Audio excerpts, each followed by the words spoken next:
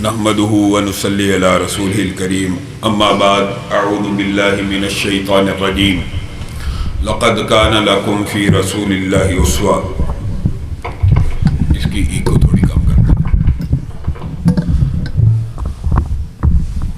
معزز سامعین گرامی قدر، سب سے پہلے میں اپنے بھائی مجاہد ملک صاحب کا، ملک شاہد صاحب کا، ملک فیصل صاحب کا، ساری ملک برادران کا اور ان کے بچوں کا شکر گزار ہوں کہ انہوں نے مجھے آپ سے ہم کلام ہونے کا موقع دیا. اور اسی کے ساتھ ساتھ میں دعا گو ہوں اللہ تعالیٰ ملک اورنگزیب کی قبر کے اوپر کروڑوں رحمتوں کا نزول فرمائے، ان کی ہر خطا کو معاف فرمائے اور انہیں جنت الفردوس میں اعلیٰ مقام نصیب فرمائے.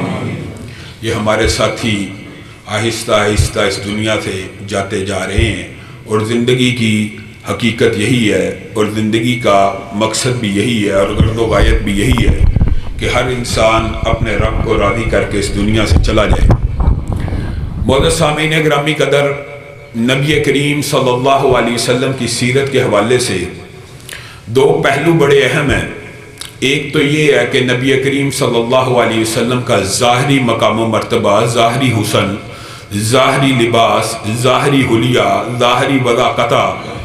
نبی کریم صلی اللہ علیہ وسلم کا ظاہر بھی ہمارے لیے نمونہ ہے اور نبی کریم صلی اللہ علیہ وسلم کا اخلاق، اطوار، عادات وہ بھی ہمارے لیے نمونہ ہے.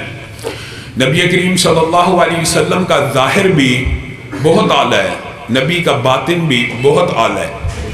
اگر ہم یوں کہیں کہ پورے پاکستان کے اندر جتنے بھی مسلمان ہیں ان کا اس بارے میں اجماع ہے، جتنے بھی اہل سنت ہے، چاہے کوئی بریلوی ہو، چاہے کوئی دیوبندی ہو، چاہے کوئی اہل حدیث ہو، سب کا یہ عقیدہ ہے کہ نبی کی ذات سب سے اعلیٰ ہے، نبی کا ظاہر سب سے اعلیٰ، نبی کا باطن سب سے اعلیٰ. اختلاف کس چیز کا ہے؟ جو اختلاف ہے اس حوالے سے بھی چند گزارشات کو رکھنا تاکہ امت کے اندر سے یہ اختلاف ختم ہو جائے. جہاں تک نبی کریم صلی اللہ علیہ وسلم کا ظاہری حسن ہے تو حضرت جابر بیان کرتے ہیں کہ مدینہ کی ایک رات تھی، فضا میں خنکی تھی، فضا معطر تھی، بھینی بھینی خوشبو میرے ناک سے ٹکرا رہی تھی. میں اس خوشبو کے تعاقب میں چل پڑا. کیا دیکھتا ہوں وہ خوشبو مجھے چند لمحوں کے بعد مسجد النبوی کے صحن میں لے آئی ہے. اور وہ خوشبو کا تعاقب کرتے کرتے جب میں مسجد النبوی کے صحن میں پہنچا، کیا دیکھا کہ آمینہ کے لال سرخ رنگ کی چادر اوڑھے ہوئے صحن مسجد النبوی میں بیٹھے ہیں. کہتے ہیں ایک نظر آقا کے چہرے پر پڑی، دوسری آسمان کے چاند پر پڑی اور دل سے یہ آواز نکلی، من وجہک المنیر لقد نویر القمر.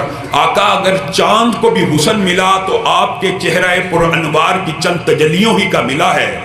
یعنی آپ ایسے حسین ہیں کہ چمکتا ہوا 14ویں کا چاند بھی آپ کے حسن کے سامنے ماند پڑ جائے. اور آپ اتنے حسین ہیں کہ آپ کے بارے میں حسان ابن ثابت نے جو شعر کہے آپ سب ان کو جانتے ہیں. اور آپ اتنے جمیل ہیں کہ آپ جیسا کسی ماں نے جمع ہی نہیں.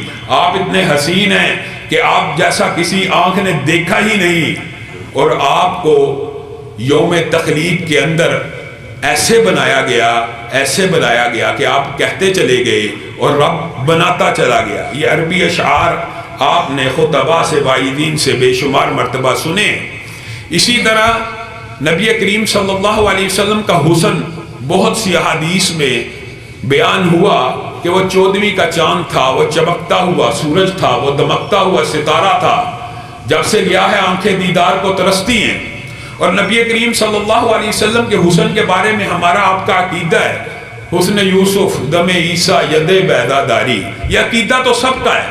گویا نبی کا ظاہر بیان کرنا، نبی کا چہرہ بیان کرنا، نبی کا علم نشرہ کا سینہ بیان کرنا، نبی کی واللیل کی زلف بیان کرنا، نبی کا والضحیٰ کا کوثر و تسنیم کے دھلے ہوئے رخساروں کا بیان کرنا، یہ بھی ثواب ہے، یہ بھی باعث اجر ہے، یہ بھی نعت ہے. نبی کریم صلی اللہ علیہ وسلم کے حسن کا کیا کہنا. آپ نے بہت سے حسین دیکھے ہوں گے، واقعی نورانی چہرے ہوتے ہیں، لیکن نبی کریم صلی اللہ علیہ وسلم کی سیرت سے بعض واقعات تو اتنے عجیب ملتے ہیں کہ یمامہ کا گورنر سمامہ مسجد النبوی کے ستون کے ساتھ بندھا ہوا، آقا کہہ رہے ہیں میری طرف دیکھ لے، مشہور واقعہ آپ نے سنا ہوا ہے، آقا بار بار کہہ رہے ہیں میری طرف دیکھ لے، وہ آپ کی طرف نہیں دیکھتا، آقا کے ساتھ مجادلہ کرتا ہے، بحث کرتا ہے، اگر مجھے قتل کیا جائے گا تو ایسا خون کو مارا جائے گا جس کا بدلہ لیا جائے گا، اور اگر مجھ پہ احسان کیا جائے گا تو میں احسان فراموش نہیں ہوں، ہمارے کنبے قبیلے کے لوگ احسان فراموش نہیں ہیں۔ آقا کیا کہہ رہے ہیں؟ اے سمامہ ایک نظر مجھے دیکھ لے، اپنے دشمن کے چہرہ ہی سمجھ کے دیکھ لے۔ نہیں میں دیکھتا، ایسے الفاظ کے جو ہم کہہ بھی نہیں سکتے۔ خیر 3 دن گزر گئے، آقا دو جہاں نے سمامہ کو آزاد کر دیا۔ اب کہ سمامہ کے دل میں خیال آیا ایک چہرہ دیکھنے کی ڈیمانڈ تو کوئی اتنی بڑی ڈیمانڈ نہیں ہے، میں دیکھ ہی لوں، بس ایک نگاہ پہ ٹھہرا ہے فیصلہ دل کا۔ سمامہ نے چہرے پہ نظر کیا ڈالی، دین و دنیا کی حالت تبدیل ہو گئی، قدم تیزی سے مدینہ کی سرحدوں کی طرف بھاگ رہے ہیں اور دل مسجد النبی میں اٹک چکا ہے۔ کہا جتنی تیزی سے گیا دگنی تیزی سے واپس آیا۔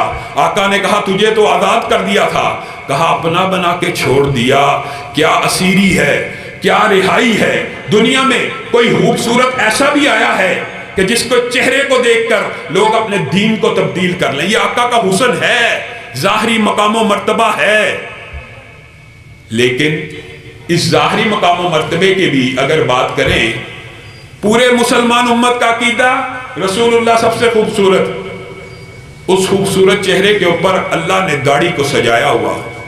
ہم ہیں تو مسلمان، ہم کلمہ گو تو ہیں، لیکن ہمارے لیے داڑھی رکھنا بڑا مشکل ہے۔ بیوی کیا کہے گی، والدین کیا کہیں گے، ابھی تو منگنی نہیں ہوئی، منگنی ہو جائے گی لاما صاحب داڑھی رکھ لوں گا، شادی تو ہو لینے دیں۔ شادی ہو گئی، بیوی اب داڑھی پوری نہیں رکھنے دیتی۔ کائنات کا سب سے خوبصورت چہرہ داڑھی کے ساتھ مزین ہے، آراستہ ہے، اور تیرا عقیدہ بھی یہی ہے، تو پھر تیرے عقیدے میں کچھ نہ کچھ کھوٹ ہے، تیرے عقیدے میں کچھ نہ کچھ نفاق ہے کہ تو منہ سے تو یہ کہتا ہے کہ واقعی رسول اللہ صلی اللہ علیہ وسلم سب سے خوبصورت ہے، لیکن عمل کرتے ہوئے تیرا جی گھبراتا ہے۔ یہ تو ظاہر کی بات ہے، اور اگر کی جائے باطن کی بات تو رسول اللہ صلی اللہ علیہ وسلم باطنی طور کے اوپر اپنے مقام و مرتبے کے اوپر اتنے بلند ہیں کہ اگر صرف ان کی مقام رسالت کا تذکرہ کیا جائے تو کئی گھنٹے کئی خطبات درکار ہیں ان کے مقام کو سمجھنے کے لیے، لیکن چند باتیں صرف آپ کے سامنے رکھنا چاہتا ہوں۔ رسول اللہ صلی اللہ علیہ وسلم سبحان الذی اسرا بعبدہ لیلا من المسجد الحرام الی المسجد الاقصی، یہ وہ رات ہے جس رات رسول اللہ صلی اللہ علیہ وسلم کو خانہ کعبہ سے مسجد اقصی میں لے جایا گیا۔ رسول اللہ صلی اللہ علیہ وسلم کے ہمراہ کون ہے؟ جبریل امین۔ رسول اللہ صلی اللہ علیہ وسلم نے وہاں بڑے خوبصورت چہرے دیکھے، نورانی چہرے دیکھے، سرخ و سفید، لمبے، خوبصورت، نورانی، روشن، حشاش بشاش۔ رسول اللہ صلی اللہ علیہ وسلم نے جبریل امین سے پوچھا یہ کون لوگ آئے ہیں؟ جبریل امین نے کہا معجزے کے طور کے اوپر آپ کو اللہ نے یہ معجزہ عنایت کیا ہے کہ آدم سے لے کر عیسیٰ تک جتنے پیغمبر اور رسول آسمانوں پہ اٹھا لیے گئے ان کو آج دوبارہ نازل کیا گیا۔ یہ کیا کرنے کے لیے آئے ہیں؟ یہ نماز کو ادا کرنے کے لیے آئے ہیں۔ یہ نماز ادا کیوں نہیں کر رہے ہیں جبریل؟ ان کو اپنے امام کا انتظار ہے۔ اے جبریل ان کا امام کون ہے؟ اس وقت جبریل امین نے نبی کریم کے شانہ اقدس کے اوپر اپنے ہاتھوں کو رکھا اور 1,00,000 سے زائد کم و بیش انبیاء کے مصلی امامت میں کھڑا کر دیا۔ مقام و مرتبہ اگر کسی نے سمجھنا ہو ایک حدیث ہی کافی ہے، لیکن ایک تحیلاتی حدیث بھی موجود ہے ہوا کی۔ آپ نے وہ مشہور حدیث بھی سنی ہے کہ نبی کریم نے کہا کہ اگر مجھے تخیلاتی طور پر ایک انسان سے تولا جائے میرا پلڑا بھاری ہو جائے، اور اگر اس حدیث کو ذرا وسیع کیا جائے مفہوماً آپ کے سامنے رکھتا ہوں تو نبی کریم صلی اللہ علیہ وسلم کو 1 سے نہیں 10 سے تولا گیا، 100 سے تولا گیا، 1000 سے تولا گیا، 10,000 سے تولا گیا، 1,00,000 سے تولا گیا، 10 लाख से तोला गया, मेरे नबी का पलड़ा भारी हो गया। फरिश्तों ने आपस में मशवरा किया, हुआ हुआ, क्या ये वही है? हाँ हाँ ये वही है। इसके मकाम का बड़ा चर्चा है, इसकी बड़ी शान है, इसका बड़ा मकाम है। ये 1-2 करोड़ से नहीं, 10 करोड़ से तोला जाए, 1 अरब से तोला जाए, 5 अरब से तोला जाए, मेरे नबी को आलम तखय्युलात में 5 अरब इंसानों से तोला गया, मेरे नबी का पलड़ा भारी हो गया। उन्होंने कहा 5 अरब से क्या तोलना, 10 अरब से क्या तोलना, एक पलड़े में पूरी इंसानियत को डाला जाए, दूसरे पलड़े में तन्हा आमिना के लाल को डाला जाए। और मेरे भाइयों रुको, सोचो, मैं दावत फिक्र देता हूं अपने बरेलवी भाइयों को, देवबंदी भाइयों को, एक पलड़े में अकीदा तुम्हारा भी यही, अकीदा मेरा भी यही, एक पलड़े में आमिना के लाल हैं और दूसरे पलड़े में पूरी इंसानियत है। यहां पे रुकिए, इंसानों में सारे नबी भी शामिल हैं, हर नबी के सहाबी भी शामिल हैं, हर उम्मत के शहीद भी शामिल हैं, हर उम्मत के औलिया भी शामिल हैं। एक पलड़े में पूरी इंसानियत है और दूसरे पलड़े में तन्हा आमिना के लाल हैं। और फिर जब मेरे नबी के वजन को तोला गया, मेरे नबी का पलड़ा भारी हो गया, पूरी इंसानियत से भी भारी, पूरी दुनिया का सबसे मुत्तकी इंसान, पूरी कायनात के अंदर ये शरफ, ये फजीलत, ये एजाज हासिल करने वाला कि पूरी आलम इंसानियत उस क़यामत के दिन, जिस दिन परेशान होगी, यौम यफिरुल मरउ मिन अखीही व उम्मिही व अबीही व साहिबतिही व बनी, हर कोई दूसरे से भाग रहा होगा, मेरी नेकी ना मांग ले, मुझसे कोई हक ना मांग ले, मुझसे कुछ तलब ना कर ले, मैंने जिंदगी में कोई हक तलफी की हो मुझसे पूछ ना ले। बाप बेटे से, बेटा बाप से छुप रहा होगा, एक दूसरे की हक तलफी सामने ना आ जाए, एक एक नेकी का सवाल ना कर लिया जाए। उस सख्त और शिद्दत के दिन में जब पसीनों के अंदर इंसान अपने ही पसीने के अंदर गोते खा रहा होगा, उस सख्ती के दिन जिस दिन इंसान नशे के आलम में होगा, वह तरन्नास सुकारा व माहुम बिसुकारा, वो नशा नहीं होगा, अल्लाह का अजाब, अल्लाह की दहशत, अल्लाह का खौफ, अल्लाह के सामने खड़े होने का जो उस वक्त कफियत तारी होगी, इंसान हड़बड़ा उठेंगे। लेकिन उस आलम में भी इस नबी का मकाम और मर्तबा क्या होगा? सारे बाप आदम के पास जाएंगे। अब तो जन्नत जहन्नुम की बात तो दूर की है, बाबा आदम आप ही के बच्चे हैं, आप ही की औलाद है, जन्नत जहन्नुम का फैसला तो बात का है। अल्लाह के लिए हिसाब किताब ही शुरू करा दीजिए, कुछ घबराहट में कमी हो जाए, कुछ सुकून हो जाए, कोई लाइन लग जाए, हिसाब किताब शुरू ही हो जाए। उस वक्त भी अगर एजाज हासिल होगा तो नबी ये मोहतरम को होगा, आदम से नूह के पास, नूह से इब्राहिम के पास, इब्राहिम से मूसा, मूसा से ईसा, बुखारी शरीफ की तवील हदीस, ईसा से नबी करीम की बारगाह में पेश होंगे और नबी करीम कहेंगे हाँ ये मेरा ही मकाम व मर्तबा है कि मेरे कहने पे, मेरी सिफारिश पे हिसाब किताब शुरू होगा, जन्नत की तरफ भी कदम उठा रहे होंगे, ये तेरे नबी का, ये मेरे नबी का मकाम व मर्तबा है। जन्नत के दरोगे को कहेंगे दरवाजा खोल दीजिए, मेरा नाम मोहम्मद है। जन्नत का दरोगा सल्लल्लाहु अलैहि वसल्लम आगे से जो जवाब देगा वो आपके और मेरे नबी का मकाम व मर्तबा है। इसी को समझने की जरूरत है और इसी से हमने एक नतीजा हासिल करना है।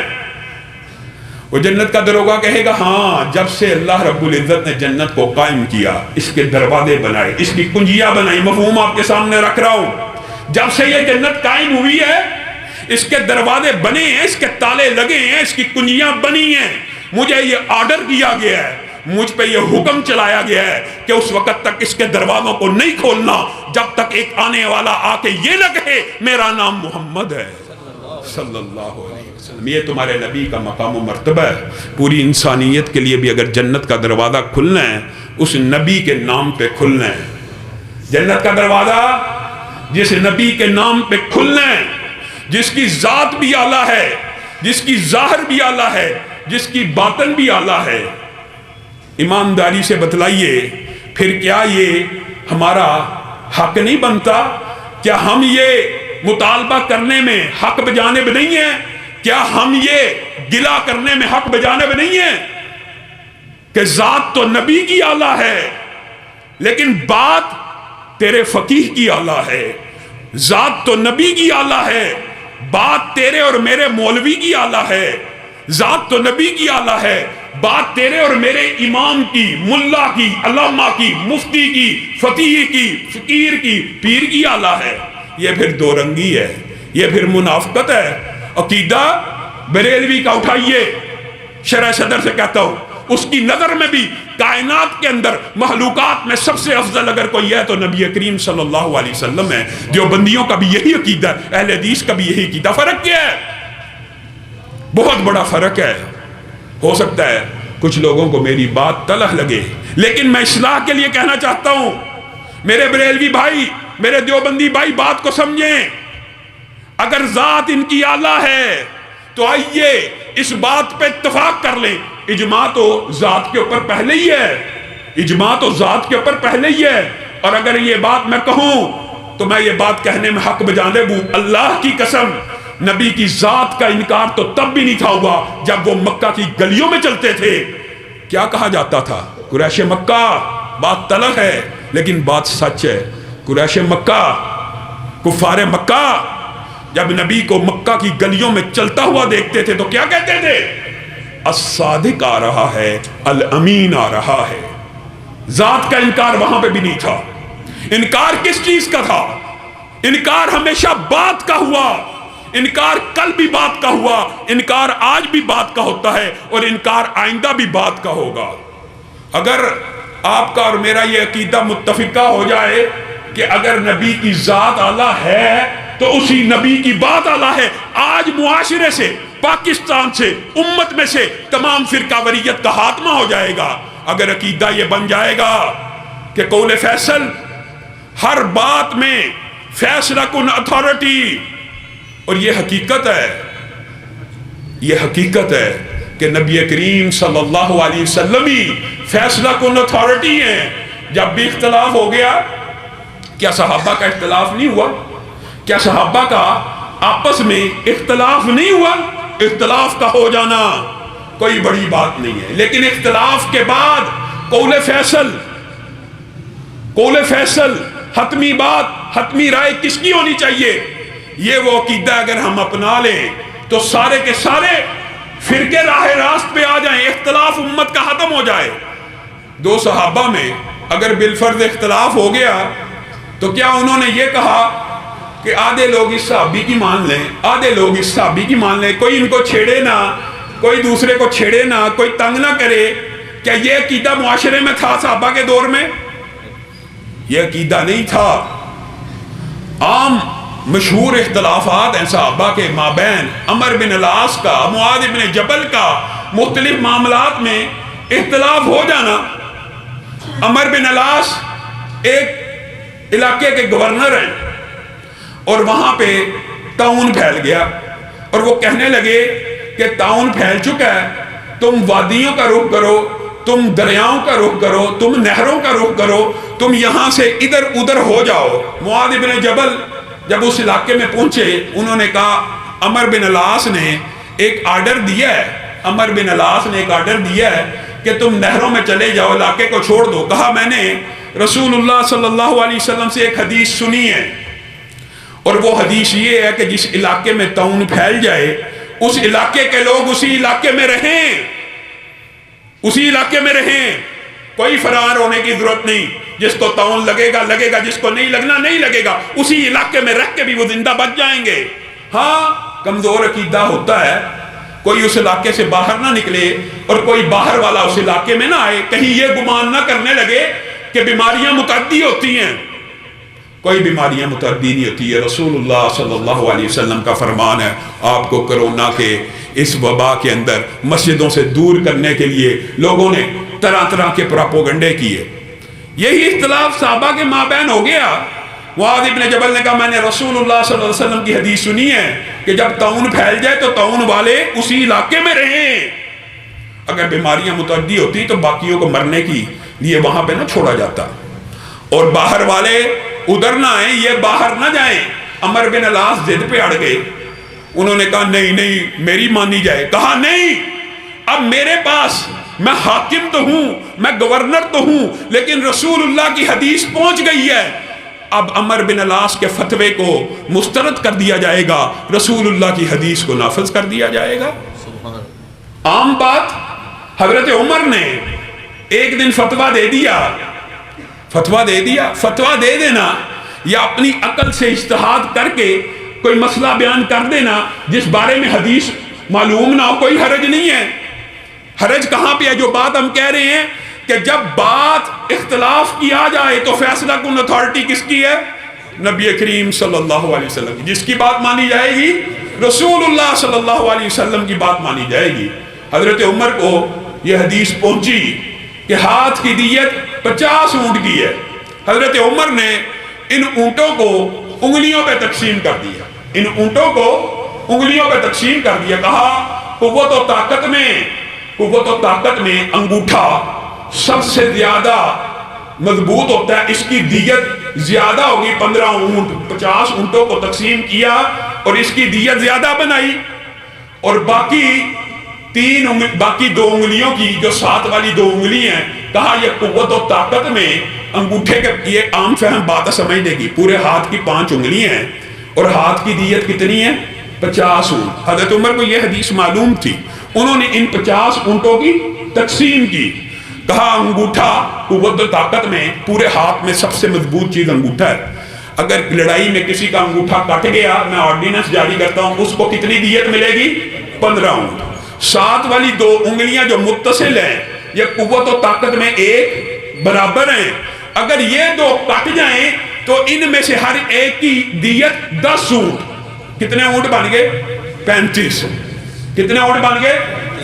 انہوں نے کہا اس کے بعد آنے والی جو انگلی ہے وہ ان 2 انگلیوں سے قدرے کمزور ہوتی ہے، اگر وہ کٹ جائے اس کی دیت 9 اونٹ، اور جو سب سے آخر میں سب سے کمزور انگلی باقی بچی ہے اس کی دیت کتنی ہے؟ 6۔ پورے 50 کیے، کتنے کیے؟ 50 اونٹ 50 ہی رہنے دیے، نیت بھی نیک ہے، خلیفۃ المسلمین ہے۔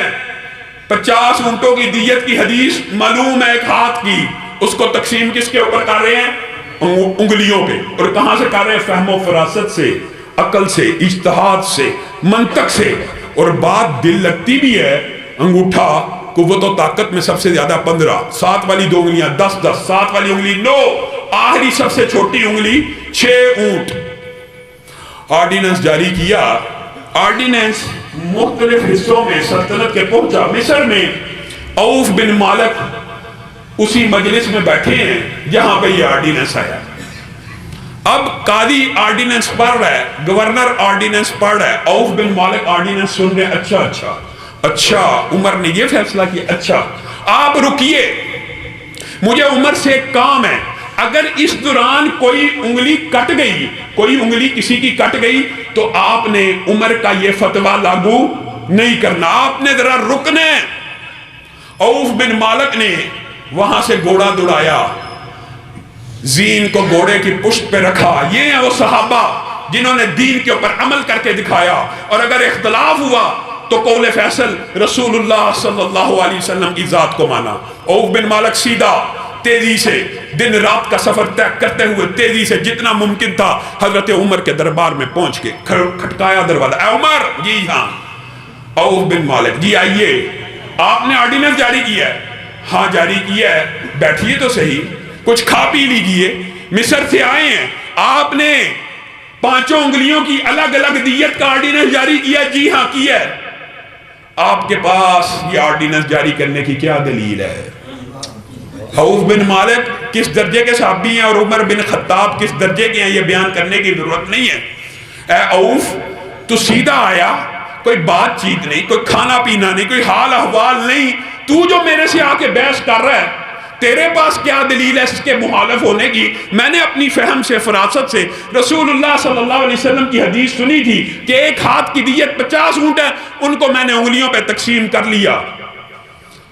عوف بن مالک نے کہا میرے پاس ایک دلیل ہے، یہی مدینہ تھا، میں رسول اللہ صلی اللہ علیہ وسلم کے پاس بیٹھا تھا، رسول اللہ صلی اللہ علیہ وسلم نے ارشاد فرمایا تھا الا ان الاصابع فی دیت سوا، الا ان الاصابع فی دیت سوا، ہاتھ کی 5 انگلیاں قوت و طاقت میں برابر نہیں ہیں، لیکن میں نے محمد صلی اللہ علیہ وسلم سے سنا ان 5 انگلیوں کی دیت ایک برابر ہوگی۔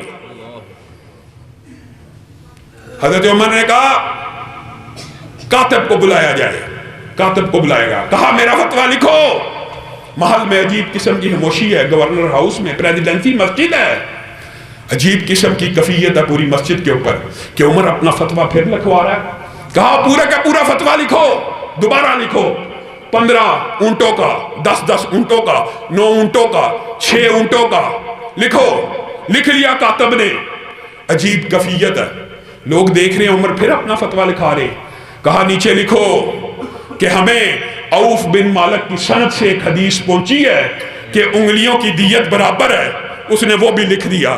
کہا اب نیچے لکھو، اوپر عمر کا فتویٰ ہے، نیچے رسول اللہ کی حدیث ہے، عمر کے فتوے کو مسترد کر دیا جائے، رسول اللہ کی حدیث کو نافذ کر دیا جائے۔ بتائیے آپ اور میں رسول اللہ کی کتنی نافرمانیاں کرنے والے۔ حدیث صحیح ہے جی ہما صاحب، مولوی صاحب، واقعی جی بخاری میں موجود ہے، جی بالکل جی، رفع دین کی حدیث بھی موجود ہے، جی موجود ہے۔ موجود ہونے کے بعد موجود ہونے کے بعد دیکھ لینے کے بعد فلاں مفتی صاحب کہتے ہیں جی اس کی یہ تشریح ہے، فلاں جی منسوخ ہو گیا تھا، جی وہ منسوخ ہو گیا تھا، پہلا جاری رہا، بعد والا منسوخ ہو گیا۔ جی رسول اللہ کی حدیث آ جائے، رسول اللہ کا قول آ جائے، رسول اللہ کا فرمان آ جائے، پھر اس کے بعد اپنا ذہن چلانا، پھر اس کے مخالف اپنے دماغ کو لڑانا۔ اگر امت صرف اس بات پہ اتفاق کر لے، حضرت حسن بصری 200 صحابہ کے شاگرد ہیں، 200 صحابہ کے شاگرد ایک جگہ گئے، وہاں پہ ان سے کسی نے مسئلہ پوچھ لیا کہ اگر 2 بندے ہوں تو نمازی کہاں پہ کھڑا ہوگا اور امام کہاں پہ کھڑا ہوگا؟ دیکھیں سوال کا پوچھ لینا، اور ضروری نہیں ہر سوال کا بندے کو نالج بھی موجود ہو، ہر سوال کا جواب آنا یہ بھی علم کا آج کل کے دور میں تو یہ فیشن بن گیا جی، اگر کوئی سوال کیا اس کا جواب نہ آیا تو بڑی بے عزتی ہو جائے گی۔ پرانے دور میں لا ادری کو نصف علم سمجھا جاتا تھا کہ میں نہیں جانتا، یہ بھی علم کی ایک قسم تھی۔ حسن بصری سے بھی کسی نے پوچھ لیا تو انہوں نے اپنی سوچ اور سمجھ سے، عقل سے یہ بات کہی، امام کو دائیں طرف کھڑا ہونا چاہیے، سیدھا رسول اللہ کو پسند تھا، انہوں نے جواب دے دیا۔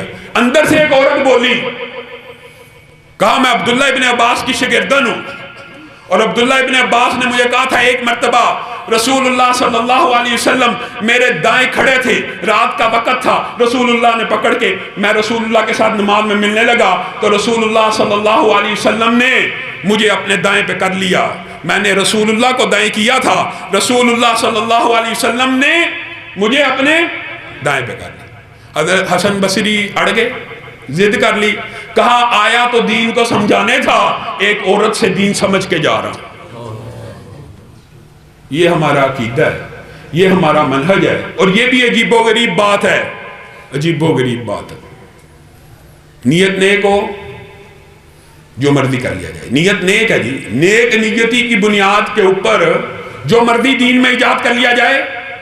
دین صرف وہ ہے جو رسول اللہ صلی اللہ علیہ وسلم کی زبان سے نکلا، عمل سے ظاہر ہوا، اور اس کو دیکھ کر سن کر صحابہ نے عمل کر دیا۔ ہم نے یہ آیت پڑھی خطبہ حجۃ الوداع میں، ہم سے بھی کوتاہی ہوئی، آپ کو یہ بات تو سمجھائی کہ دین خطبہ حجۃ الوداع میں مکمل ہو گیا، اور رسول اللہ صلی اللہ علیہ وسلم نے یہ تو کہا تھا کہ میں تمہیں گواہ بناتا ہوں کیا دین مکمل ہو گیا، تو صحابہ نے کیا کہا تھا کہ بے شک آپ نے دین پورے کا پورا پہنچا دیا۔ اتنی حدیث ہم نے بیان کر دی، اتنی بات بتلا دی کہ رسول اللہ نے ان کو گواہ بنایا تھا کہ کیا میں نے دین کو مکمل پہنچا دیا؟ صحابہ نے گواہ بن کے کہا ہاں پہنچا دیا۔ جو صحابہ نے اگلا جملہ کہا تھا اس کے ابلاغ میں ہم ناکام ہو گئے۔ جب رسول اللہ نے صحابہ کو گواہ بنایا تھا نا کہ کیا دین میں نے پورا پہنچا دیا، تو صحابہ نے کہا تھا پہنچا دیا، تب صحابہ نے بھی رسول اللہ کو گواہ بنایا تھا۔ اے اللہ کے رسول، پھر آپ بھی گواہ رہیے، جو دین آپ نے پورا ہم تک پہنچایا، ہم نے اس کے اوپر پورے کا پورا عمل کر کے بھی دکھا دیا ہے۔ گویا دین صرف نبی کے اقوال اور افعال اور عادات سے جو ظاہر ہو، یا وہ جس کے اوپر صحابہ نے عمل کر کے دکھا دیا ہو، دین صرف اس چیز کا نام ہے۔ دین اس کے علاوہ کسی چیز کا نام نہیں، کسی تیسری چیز کا بھی نام نہیں ہے، دوسری تیسری کسی چوتھی چیز کا نام نہیں ہے۔ دین کیا ہے؟ دین یہ ہے جو نبی کی زبان سے نکل جائے، اور اس کی اس قدر اہمیت ہے کہ ایک شخص نبی کریم صلی اللہ علیہ وسلم کی مجلس میں آیا اور آ کے کہنے لگا اے اللہ کے رسول ما هو الایمان، ما هو الاسلام، ما هو الاحسان، آ کے سوال پوچھنے لگا اور رسول اللہ صلی اللہ علیہ وسلم اس کو جواب دینے لگے۔ پھر عجیب واقعہ یہ ہوا کہ رسول اللہ سے سوال کرتا ہے اور رسول اللہ صلی اللہ علیہ وسلم اس کو جواب دیتے ہیں، جبکہ سوال کرنے کا مقصد یہ ہوتا ہے کہ مجھے علم نہیں، آپ بتلا دیجئے۔ لیکن جب رسول اللہ جواب دیتے ہیں تو کہتا ہے صدقتا، آپ نے درست فرمایا، آپ نے درست فرمایا۔ یعنی کر سوال رہے، سوال اس لیے کیا جاتا مجھے علم نہیں، سوال تو کر رہا کہ علم نہیں ہے، اور جب رسول اللہ جواب دے دیتے ہیں تو کہتا ہے آپ نے سچ کہا۔ اس کا مطلب اس کو تو علم بھی تھا، یعنی رسول اللہ سے پوچھ تو سوال رہا ہے لیکن بعد میں تصدیق کر رہا ہے۔ یہ عجیب و غریب ماجرا صحابہ سے رہا نہ گیا، چلا گیا تو نبی کریم صلی اللہ علیہ وسلم نے صحابہ کو کہا پتہ کیا معاملہ تھا؟ معاملہ کچھ تھا۔ صحابہ نے کیا معاملہ تھا؟ کہا یہ کوئی عام بندہ نہیں تھا۔ اچھا یہ کون تھا؟ یہ آسمان سے اللہ نے جبریل امین کو نازل کیا، تم کو تمہارا دین سمجھا کے گیا۔ سبحان اللہ، تم کو تمہارا دین سمجھا کے گیا۔ آئیے دین کیا ہے؟ دین کو سیکھیے، دین کیا ہے؟ اس حدیث کے اندر پورے کا پورا دین ہے۔ نبی کریم کہہ رہے ہیں یہ آیا ہے اور تمہیں تمہارا دین بتلا کے چلا گیا۔ اس جواب کے اندر پورے کا پورا دین پوشیدہ ہے۔ وہ کیا ہے؟ وہ بات یہ ہے کہ اگر رسول اللہ صلی اللہ علیہ وسلم، مثال دے رہا ہوں، ایسے تو حدیث تقریری بھی قابل حجت ہوتی ہے اور حدیث ہی ہوتی ہے، لیکن دین کو سمجھانے کے لیے، آسان کرنے کے لیے، رہتی امت تک کوئی مغالطہ نہ رہے، اس کو بیان کرنے کے لیے رسول اللہ نے یہ انداز اپنایا اور اللہ تعالیٰ نے بھی یہ انداز اپنایا۔ اگر جبریل امین آتے آسمان سے اور رسول اللہ صحابہ کو کہہ دیتے کہ آسمان سے جبریل امین آئے ہیں، یہ آپ سے چند باتیں کرنا چاہتے ہیں، آپ ان کی باتیں سن لیں، تو بات مکمل تھی۔ لیکن ہوا کیا؟ سوال جبریل نے کیے، جواب کس نے دیے؟ رسول اللہ صلی اللہ علیہ وسلم نے۔ گویا آپ کو اور مجھے، پوری امت کو قیامت تک کا دین یہ سمجھانا تھا کہ دین صرف اس چیز کا نام ہے جو بات رسول اللہ کی زبان سے نکل جائے۔ بعض لوگوں نے عبداللہ بن عمر بن العاص کو بھی یہ مغالطہ ڈال دیا تھا کہ رسول اللہ بشر، رسول اللہ بشر ہیں، یتکلم فی الغضب والرضا، رسول اللہ کبھی غصے میں ہوتے ہیں اور کبھی خوشی میں ہوتے ہیں۔ تو یار ہر بات ہی لکھ لیتا ہے، ہر بات ہی لکھ دیتا ہے، ہر بات ہی لکھ لیتا ہے۔ آپ نے لکھنا بند کر دیا۔ رسول اللہ صلی اللہ علیہ وسلم باہر آئے، عبداللہ بن عمر بن العاص سے آ کے پوچھا لکھتا نہیں ہے؟ کہا اس طرح لوگوں نے مجھے مغالطہ ڈالا کہ آپ بشر ہیں، آپ میں بھی کبھی خوشی ہوتی ہے، آپ بھی کبھی غصے میں ہوتے ہیں، تو ہر بات کو لکھ لیتا ہے۔ اکتب فوالذی نفسی بیدی ما یخرج منہ الا حق۔ اے عبداللہ بن عمر بن العاص، آج محمد صلی اللہ علیہ وسلم کا فیصلہ سن لے۔ محمد صلی اللہ علیہ وسلم خوشی میں ہو، غضب میں ہو، ان دو ہونٹوں سے، اس زبان سے حق کے علاوہ کوئی لفظ نہیں نکلتا، اس کو لکھ لیا کر۔ ایک صحابی کھڑے ہوئے، رسول اللہ سے پوچھنے لگے، رسول اللہ حج کے فضائل بیان کر رہے ہیں، رسول اللہ صلی اللہ علیہ وسلم سے پوچھنے لگے آفی کلی عامل یا رسول اللہ صلی اللہ علیہ وسلم، اے اللہ کے رسول کیا ہر سال حج فرض ہے؟ رسول اللہ حج کی فضائل بیان کر رہے ہیں، حج کے ابواب، حج کے مسائل بیان کر رہے ہیں۔ افی کلی عامل، سوال کا پیدا ہو جانا کوئی چمبے کی بات نہیں، سوال بنتا تھا، سوال کا پیدا ہونا کوئی اس میں اختلافی بات نہیں۔ اے اللہ کے رسول کیا حج ہر سال ہی فرض ہے؟ رسول اللہ خاموش رہے، 3 مرتبہ اس سوال کو اگنور کیا، پھر کچھ دیر بعد اس کو بلایا اور کیا کہا؟ آپ کو اور مجھے دین سمجھا کے چلے گئے۔ کیا کہا؟ لو قلت نعم، اگر میں محمد صلی اللہ علیہ وسلم صرف 3 حرف بول دیتا، نعم، جی ہاں، تو پوری امت کے لیے قیامت تک ہر سال کے اندر فرض ہو جاتا، اگر صرف جی ہاں کہنے سے ہر سال حج فرض ہو جاتا ہے تو رسول اللہ صلی اللہ علیہ وسلم کے روکنے سے، رفع دین کرنے سے، حکم دینے سے یہ چیزیں فرض نہیں ہوتی یا منع نہیں ہوتی۔ نیت نیک ہونی چاہیے، کتنی نیک ہونی چاہیے؟ ابو بردہ سے زیادہ نیک نیت ہوگی۔ ابو بردہ نے ایک قربانی کا جانور خریدا اور صبح صبح اپنے محلے داروں پہ نظر ڈالی، سارے کے سارے غریب ہیں، سارے کے سارے مفلوق الحال ہیں۔ ابو بردہ کے ذہن میں آیا کہ آج صبح فجر کی نماز ہوگی، سب سے پہلے چھری پھرے گی میری قربانی کے جانور کے اور بکری کے اوپر پھرے گی، میں سب سے پہلے اس کے گوشت کو کاٹوں گا، غریب کے منہ میں لقمے کو ڈالوں گا، ابو بردہ اجر و ثواب میں آگے بڑھ جائے گا۔ نیت بات ہے کہ نیک ہے؟ نیت اس سے اچھی کیا ہوگی؟ رسول اللہ صلی اللہ علیہ وسلم کے پیچھے عید کی نماز پڑھنے آگے، اللہ کے رسول آج میں نے بڑا عظیم کام کیا۔ کیا کام کیا؟ ابھی فجر ہوئی تھی، فجر کی نماز کے بعد میں نے قربانی کے لیے جو بکری لی تھی اس کو ذبح کر کے غریبوں کے منہ میں ڈالا، غریبوں کے گھر گھر میں نوالا پہنچا دیا۔ رسول اللہ صلی اللہ علیہ وسلم کی پیشانی کے اوپر شکنیں پڑ گئیں۔ اب مجھے ایک بات بتلائیے، صحابی کی نیت نیک، اور عید کی نماز پڑھنے میں کتنے منٹ لگتے ہوں گے؟ 5 10 شاید 10 منٹ بھی میں زیادہ کہہ رہا ہوں، 5-7 منٹ ہی لگتے ہیں 2 رکعتیں پڑھ لینے میں۔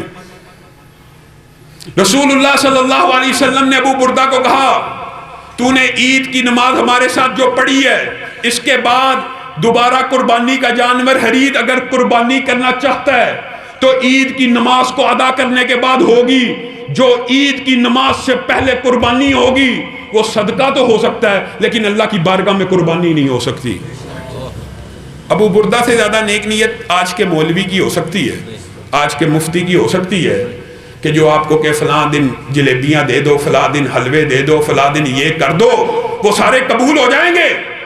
اگر 5 منٹ پہلے ابو بردہ بکری کریں تو وہ قربانی کی قبول نہیں ہے، وہ قربانی کی قبول نہیں ہے۔ اور ہم قربانی کے ایام میں کیا چیز نوٹ کرتے ہیں؟ قربانی کا جانور بے عیب ہونا ہے، قربانی کا جانور بے عیب ہونا چاہیے، قربانی کا جانور بے عیب ہونا چاہیے، کمائی ساری عیب دار ہونی چاہیے، قربانی کا جانور بے عیب ہونا چاہیے، نماز ساری بے عیب نہ ہو، نماز میں عیب ہو، حج میں عیب ہو، عمرے میں عیب ہو، صرف قربانی بے عیب ہو۔ نماز آپ کی رسول اللہ صلی اللہ علیہ وسلم کے مطابق نہیں ہے، عبادت آپ کی رسول اللہ کے مطابق نہیں ہے، لیکن بے عیب کیا ہونی چاہیے؟ صرف قربانی۔ نماز میں چاہے عیب ہو۔ اور یہ بھی بات سن لیجئے، خلاد رسول اللہ صلی اللہ علیہ وسلم کی بارگاہ میں آئے، رسول اللہ نے کہا ارجع فصلی فإنک لم تصلی، لوٹ جا تو نے نماز نہیں پڑھی، دوبارہ پڑھ کے لوٹ جا تو نے نماز نہیں پڑھی۔ کہا اللہ کے رسول مجھے آتی ہے ایسے، کیا بدنیتی سے پڑھ رہے تھے؟ کہا خلاد جب نماز پڑھا کر تو سکون سے کھڑا ہو جایا کر، جب رکوع کیا کر سکون سے کیا کر، جب رکوع سے سر اٹھا سکون کر، اطمینان کر سجدے میں۔ یہ کیا میں تجھے دیکھتا ہوں کھڑا ہوتا ہے، رکوع کرتا ہے، ساتھ ہی کھڑا ہو جاتا ہے، ساتھ ہی 2 سجدے کرتا ہے، کوئی سکون نہیں، کوئی اطمینان نہیں۔ 3 مرتبہ صحابی رسول جو اللہ کے لیے نماز پڑھ رہا ہے، نیت بھی نیک ہے، اس کو کہہ رہے ہیں لوٹ جا تیری نماز نہیں ہوئی، لوٹ جا تیری نماز نہیں ہوئی، لوٹ جا تیری نماز نہیں ہوئی۔ اور ہماری ساری نمازیں عیب والی۔ صحابی رسول نیت نیک، اور یہ کسی مولوی کا فتویٰ نہیں ہے، اسی طرح کی نماز حضرت حذیفہ کے سامنے کسی نے پڑھی تھی۔ حضرت حذیفہ نے پوچھا کب سے ایسی نماز پڑھ رہے ہو؟ کہا 40 سال ہو گئے ایسی نماز پڑھ رہا ہوں، تو یہ کسی مولوی کا فتویٰ نہیں ہے۔ حضرت حذیفہ نے کہا تو نے ایک بھی نماز کو ادا نہیں کیا، تو نے ایک بھی نماز کو ادا نہیں کیا۔ اور دوسری طرف حدیث آپ سب نے علماء سے سنی ہوئی ہے، صرف 2 رکعت نماز، صرف 2 رکعت نماز اس طرح پڑھ لی جائے جس طرح رسول اللہ صلی اللہ علیہ وسلم نے پڑھی ہے، اسی طرح وضو کر کے پڑھ لی جائے۔ کتنی؟ ساری زندگی کی نمازیں نہیں، کتنی؟ صرف 2 رکعت۔ تو انسان ایسے ہو جاتا ہے جیسے آج ماں کے پیٹ سے پیدا ہوا ہو۔ ایک طرف 40 سال کی نماز حذیفہ کہہ رہے ہیں ایک بھی نہیں، ایک طرف رسول اللہ کے مطابق ہو صرف 2 رکھتے ہو، سارے گناہ معاف ہو جاتے۔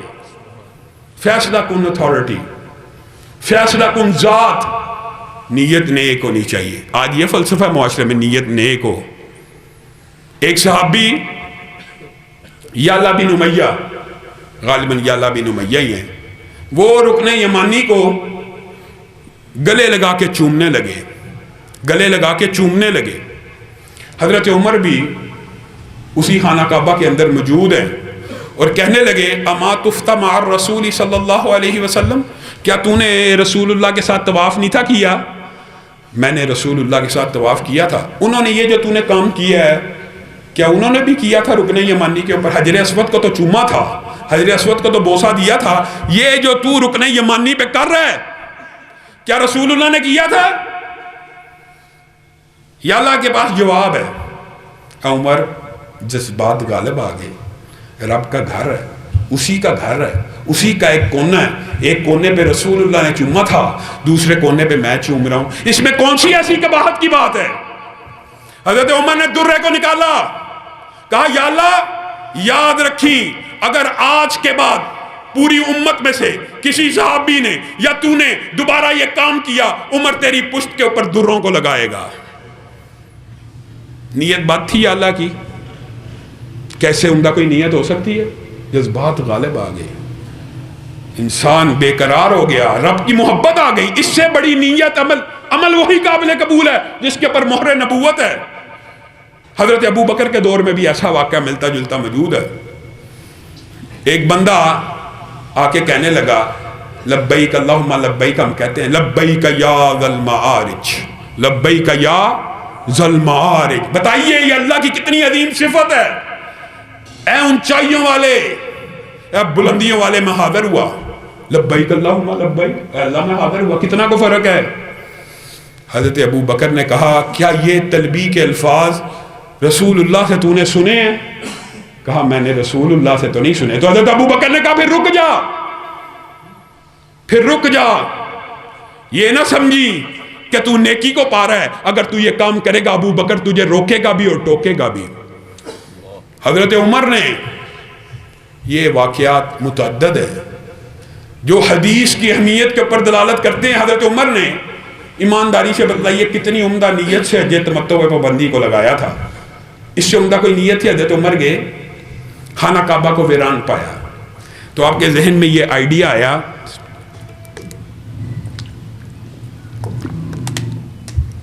کہ لوگ حج تمتع کرتے ہیں، عمرہ بھی کر لیتے ہیں، حج بھی کر لیتے ہیں، میں حج تمتع کے اوپر پابندی کو لگاؤں گا، اس سے کیا ہوگا؟ لوگ پورا سال عمرہ کریں گے اور حج تمتع کے اوپر پابندی ہوگی تو حج کے ساتھ عمرہ نہیں کیا کریں گے، پورے کا پورا سال خانہ کعبہ آباد ہو جائے گا۔ اس سے عمدہ کوئی نیت ہو سکتی ہے؟ ایمانداری سے بتائیں۔ اور نیت کس کی ہے؟ عمر کی، جو خلیفۃ المسلمین ہیں، جن کے پاس یہ سند نبوی موجود ہے کہ خلفائے راشدین کی اتباع ہونی چاہیے، یہ سند بھی موجود ہے، نیت بھی نیک ہے۔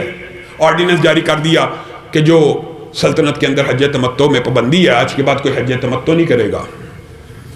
آرڈیننس جاری کرنے کے بعد گھر آئے ہیں، اطلاع ملی آپ کے آرڈیننس کی مخالفت ہوگی، میرے آرڈیننس کی مخالفت ہوگی۔ جی ہاں، کس نے کی ہے؟ آپ کے اپنے بیٹے عبداللہ ابن عمر نے میقات پہ پہنچ کے حج تمتع کے لیے لبیک کہا ہے اور لوگوں کے سامنے کہا ہے اور اعلانیہ کہا ہے میں حج تمتع کا احرام پہننے لگا ہوں۔ پکڑ کے لاؤ، پکڑ کے ہرکارے لے آئے۔ عبداللہ ابن عمر اپنے باپ سے محبت کرنے والے، اپنے باپ کے فرما بردار، ہمیشہ آئے جھکی ہوئی نظر کے ساتھ آئے، جھکی ہوئی گردن کے ساتھ آئے، سکڑے ہوئے سینے کے ساتھ آئے۔ آج آ رہے ہیں نظریں بھی اٹھی ہوئی، گردن بھی تنی ہوئی، سینہ بھی چوڑا۔ عمر نے اپنے بیٹے کے بدلتے ہوئے تیوروں کو دیکھ لیا، کہنے لگے کیا بات ہے عبداللہ، آج تیرے تیور بدلے ہوئے ہیں؟ میں عمر نے آرڈیننس جاری کیا ہے اور میرا یہ آرڈیننس تو جانتا ہے کہ میرے خاندان کا کوئی بندہ مخالفت کرے گا اسے دوہرا عذاب دیا جائے گا۔ حضرت عبداللہ ابن عمر نے اس وقت جو عقیدہ بیان کیا وہی میرا اور آپ کا عقیدہ ہے، وہی امت کا رہتی دنیا تک عقیدہ ہونا چاہیے۔ اے میرے باپ، آپ مجھے خود بتلائیے کہ آپ کے فتوے کو مانوں کہ صاحب قبر کی سنت کو مانوں؟ حج تمتع مدینے والے کی سنت ہے میرے باپ، اور میں یہ مدینے والے کی سنت کو زندہ کروں گا۔ حضرت عمر ایک دم سوچ میں پڑ گئے، آنکھوں سے پانی جاری ہو گیا، رونا شروع کر دیا۔ اللہ تیرا شکر ہے تو نے عمر کو ایسا بیٹا دیا کہ عمر اگر ڈگمگا جائے تو پکڑ کے سیدھا کر دے۔ کیا ضد پہ اڑ گئے؟ آپ کو حضرت عمر کے حق مہر کا واقعہ بھی معلوم ہے. ایک عورت نے مجمع میں کھڑے ہو کے کہا تھا اللہ نے اجازت دی ہے، آپ کیسے روک سکتے ہیں؟ حضرت عمر نے کیا ضد کر لی؟ کسی صحابی نے نبی کی حدیث آ جانے کے بعد کبھی چوں اور چرا نہیں کی. اور یہ نیت کا فلسفہ، یہ سارے کا سارا باطل فلسفہ، یہ سارے کا سارا فاسد فلسفہ. صحابہ حقیقت میں نبی کریم صلی اللہ علیہ وسلم سے اتنا پیار کیا کرتے تھے کہ آپ کی تھوک کو بھی زمین پہ نہیں تھے گرنے دیتے.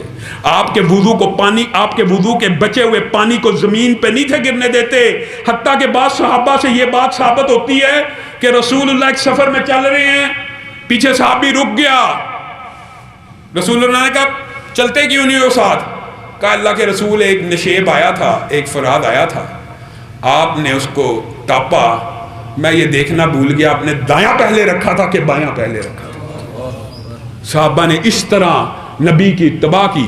اور میں اور آپ، نیت اچھی ہو، نیت نیک ہو، نیت میں فطور نہ ہو، دین کے اندر جو مرضی چیز کو ایجاد کر لیا جائے. اللہ رب العزت جو کہا گیا، جو سنا گیا، اس کو سمجھنے کی توفیق عنایت فرمائے.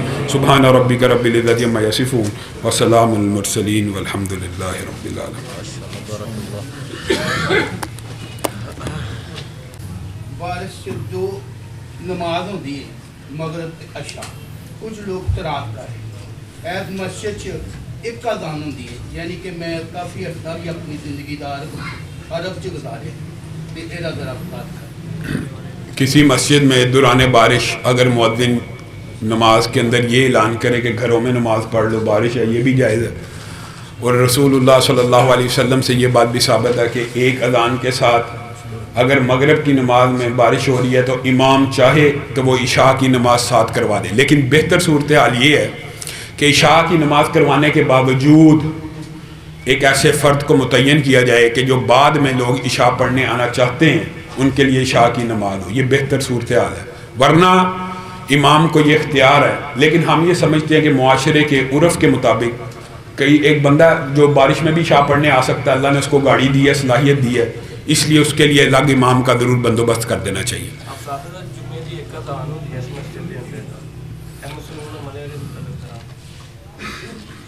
یہ جو دوسرا سوال اذان کے حوالے سے ہے، اس حوالے سے ایک بات یاد رکھیں کہ بنیادی طور پہ حضرت عثمان نے جو اذان دوسری کہی ہے وہ کیا ایک ہی اذان کا قائم مقام ہے یا وہ جمعے کی 2 اذانیں تھیں؟ بات آپ کے سامنے رکھوں گا، آپ کو سمجھ آ جائے گی.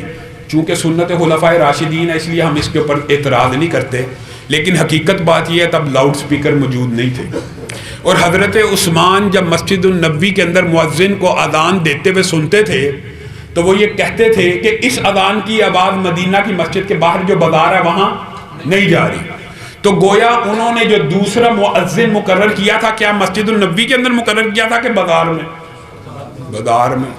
بڑی عام فہم بات ہے. گویا مسجد کے اندر اذان ایک ہی ہوتی تھی اور دوسری اذان تھی مؤذن جو مقرر کیا گیا تھا وہ کہاں کیا گیا تھا؟ بازار میں.